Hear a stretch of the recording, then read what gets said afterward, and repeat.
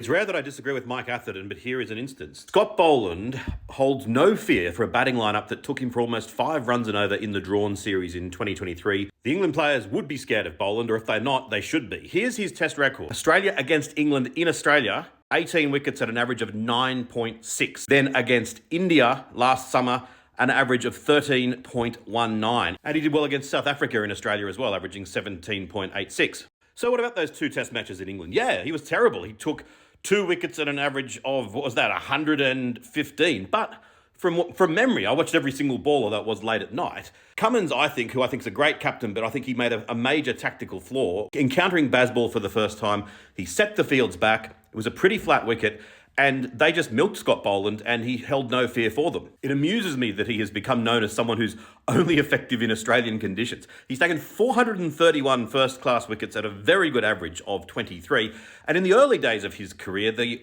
MCG was the flattest pitch in the world.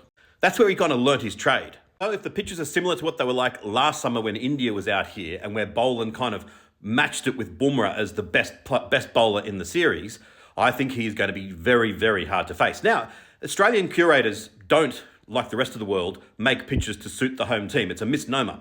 One thing I did hear Robert Craddock saying, the journalist, and it was something that I've been thinking about. The last few summers, the test matches in Australia have been highly watchable, but over very quickly.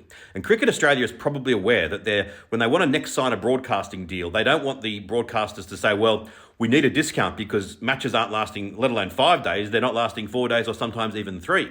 And he said maybe there'll be a slight suggestion to the curators, just flatten things out a little bit so that test matches last the full 5 days. So if that happens, I suppose it's possible that Boland could be ineffective. But I think looking at his record so far, I don't think that the evidence would support that the England players should not be afraid of him. They should be.